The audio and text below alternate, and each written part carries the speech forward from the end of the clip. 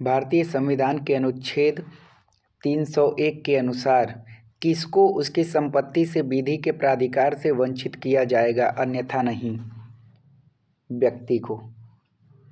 अगला क्वेश्चन है, भारतीय संविधान के अनुच्छेद 13 के अनुसार निम्नलिखित में से कौन सा कानून नहीं है? ऑप्शन ए सही है, नियम। अगला क्वेश्चन है, निम्नलिखित में से कौन सी अनुसूची भारतीय संविधान की संघ सूची, राज्य सूची और समवर्ती सूची से संबंधित है? अनुसूची 7। अगला क्वेश्चन है, भारतीय संविधान का शीर्षक किसमें निहित है? अनुच्छेद 393। अगला क्वेश्चन है, भारतीय संविधान के किस भाग में मौलिक अधिकारों के संवैधानिक प्रावधान दिए गए हैं? भाग 3। अगला क्वेश्चन है, प्राइवेट प्रतिरक्षा के अधिकार का प्रावधान भारतीय दंड संहिता की किस धाराओं के बीच दिया गया है? धारा 96 से 106। भारतीय दंड संहिता की धारा 90 के अंतर्गत सम्मति एक वैध सम्मति नहीं है। आंसर है ए, बी, सी तीनों सही होगा। अगला क्वेश्चन है, किस धारा के अधीन यथा उपबंधित अनुसार माता के गर्भ में कारित हत्या मानव वध नहीं है? धारा 299 के स्पष्टीकरण 3। अगला क्वेश्चन है, भारतीय दंड संहिता के अंतर्गत मानहानि के लिए दंड साधारण कारावास जो कितने अवधि तक बढ़ाया जा सकता है, या जुर्माने या दोनों हैं? 2 वर्ष तक।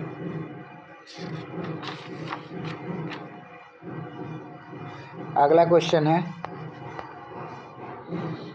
महिला की मर्यादा भंग करने के आशय से उस पर हमला या आपराधिक बल प्रयोग भारतीय दंड संहिता के अंतर्गत किस प्रकार का अपराध है?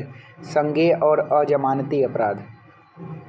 अगला क्वेश्चन है, ए अग्निशस्त्रों के साथ एक भवन के बाहर पुरुषों को तैनात करता है और जेड से कहता है कि वह जेड पर फायर करेंगे। यदि जेड भवन छोड़ने का प्रयत्न करता है, ए किस लिए दोषी होगा? सदोष प्रतिरोध और सदोष अवरोध दोनों के लिए दोषी होगा।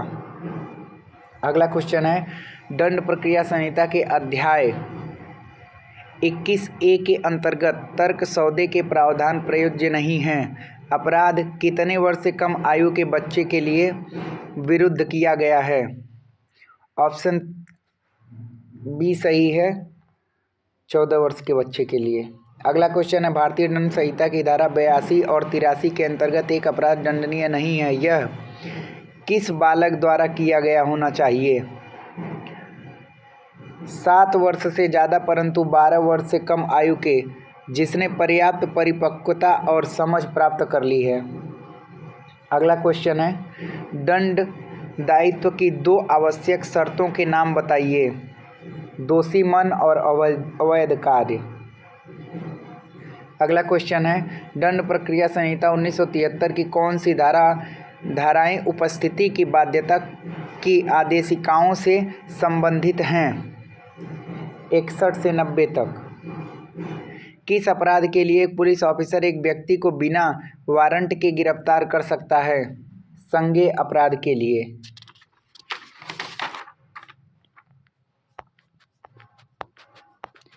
अगला क्वेश्चन है, परिवाद पर संस्थित समनी विचारणवाद में जहां अभियुक्त पर समन जारी किया गया है, वादी की अनुपस्थिति या मृत्यु में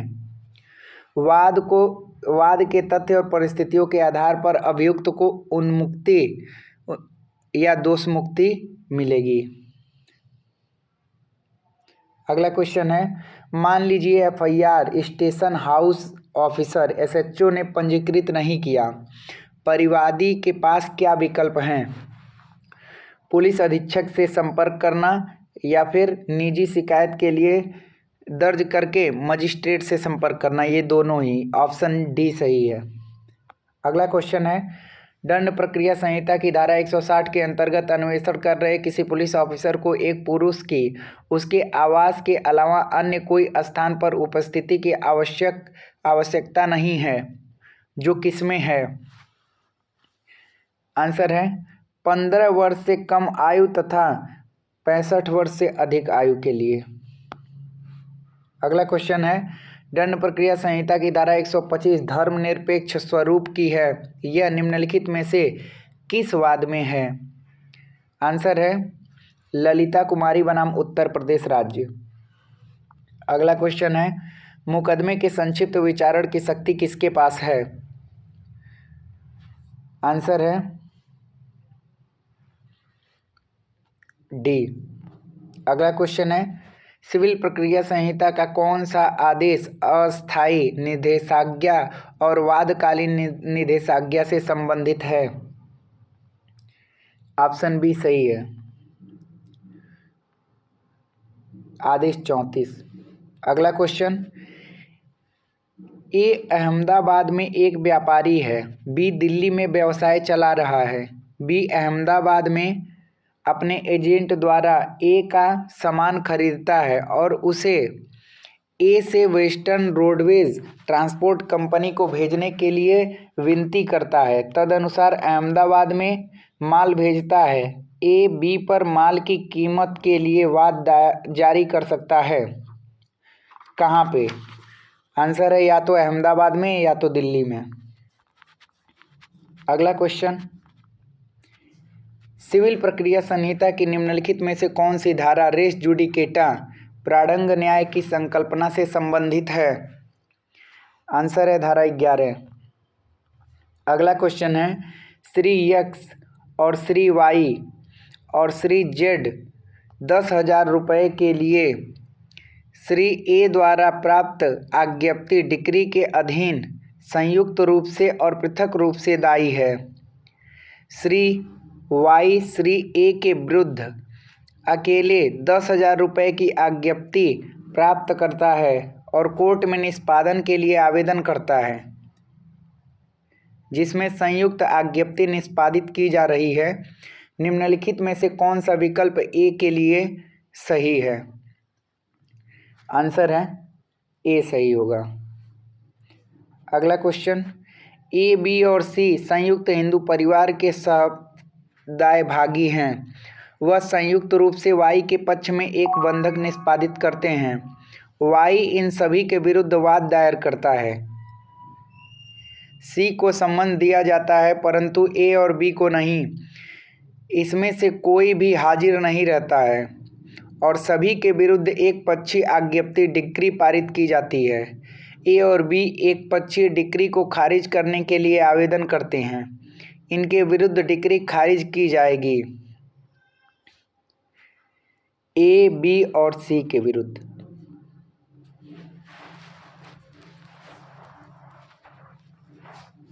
यदि कोई शपथ पत्र पर न्यायालय के समक्ष झूठ बोलता है और इससे अधिवक्ताओं द्वारा कैसे निपटा जा सकता है? शपथ भंग आवेदन दर्ज किया जा सकता है। अगला क्वेश्चन है, फरार व्यक्ति के लिए उद्घोषणा निम्नानुसार प्रकाशित की जाएगी। पहला है, उस ग्राम नगर के जिसमें व्यक्ति सामान्यतः निवास करता है सहज दृश्य भाग में पढ़ी जाएगी। दूसरा है, उस गृह या निवास स्थान में जिसमें सामान्यतः निवास करता है और इस नगर या गांव के सहज दृश्य भाग में चस्पा की जाएगी। तीसरा है, एक व्यक्ति न्याय सदन के सहज दृश्य भाग में चस्पा की जाएगी। चौथा है, यदि न्यायालय उचित समझे तब उस स्थान में प्रचलित समाचार पत्र में भी एक प्रति प्रकाशित की जाने का आदेश दे सकता है जहां वह व्यक्ति सामान्यतः रहता है। इसका आंसर होगा चारों ही सही होंगे। अगला क्वेश्चन है,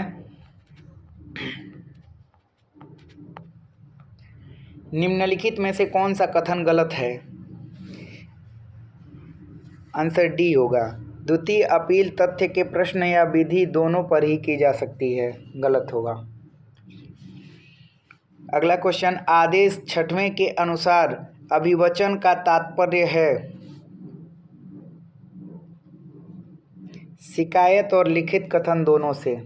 अगला क्वेश्चन है, निम्नलिखित में से कौन सा आदेश पक्षों की मृत्यु विवाह और दिवालियापन से संबंधित है? आंसर है आदेश 22वां। साक्ष्य अधिनियम की किस धारा में रेस जेस्टे सुसंगत तथ्य के सिद्धांत की चर्चा है? धारा 6 में। जब एक व्यक्ति जो वाद का एक पक्षकार है का दायित्व वाद के अजनबी के दायित्व पर आधारित है, तब अजनबी द्वारा उसके दायित्व के सापेक्ष स्वीकृति उस व्यक्ति जो वाद की में एक पक्ष है की तरफ से स्वीकृति हो सकती है। यह साक्ष्य अधिनियम 1972 लिख दिया 1872 की किस धारा से संबंधित है? धारा 19 से। अगला क्वेश्चन है, न्यायिक साक्ष्य के क्या तात्पर्य हैं? आंसर है तथ्यों के प्रमाण और अप्रमाण में न्यायालय द्वारा प्राप्त साक्ष्य। अगला क्वेश्चन है, भारतीय साक्ष्य अधिनियम 1872 के अनुसार निम्नलिखित में से कौन सा एक दस्तावेज नहीं है? धातु की प्लेट या पत्थर पर लेख, यह भी है। एक मानचित्र या प्लान, यह भी है। व्यंग चित्र, यह भी है। मतलब ये तीनों ही ऑप्शन सही है। इसमें ऑप्शन डी सही होगा, लेकिन इसमें होना चाहिए ऑल ऑफ दीज, मतलब ये सभी, इनमें से कोई नहीं, ये तीनों ही ऑप्शन सही होंगे। अगला क्वेश्चन है, दहेज मृत्यु के बारे में उपधारणा किस धारा के अंतर्गत दी गई है? 113B। अगला क्वेश्चन है, भारतीय साक्ष्य अधिनियम 1872 की धारा 63 के अनुसार निम्नलिखित में से कौन सा द्वितीयक साक्ष्य नहीं है? धारा 63 के अंतर्गत प्रमाणित नहीं हुई प्रतियां।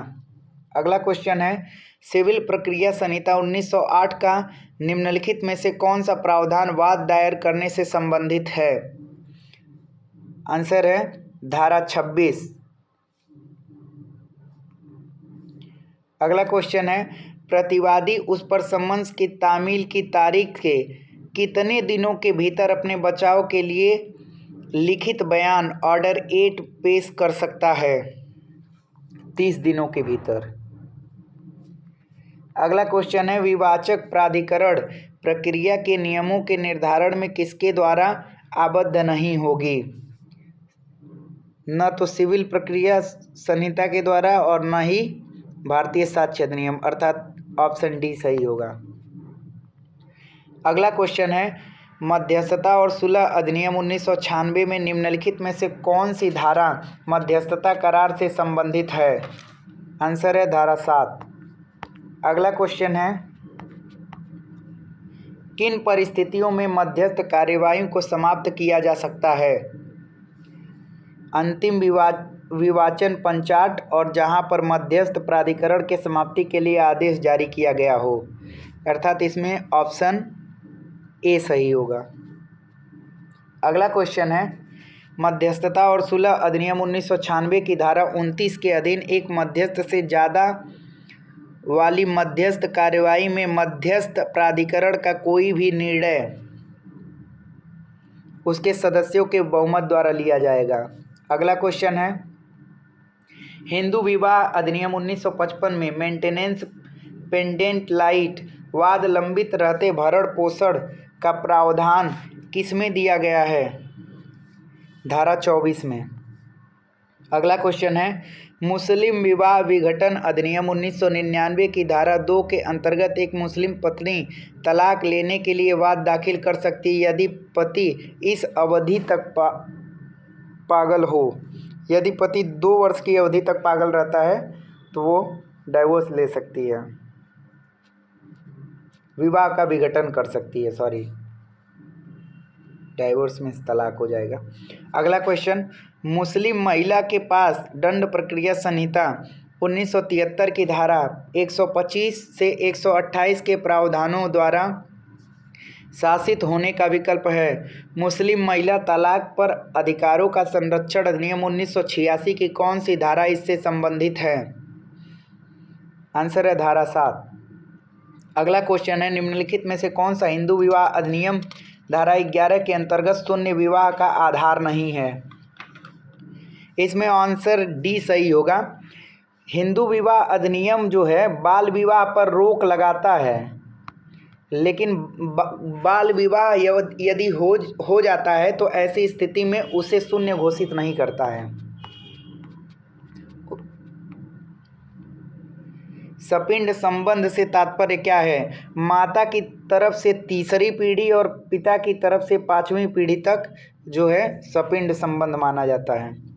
सूचक प्रश्न पूछा जा सकता है, मुख्य परीक्षा में नहीं, पुनः परीक्षा में नहीं, प्रति परीक्षा में। ऑप्शन सी सही होगा।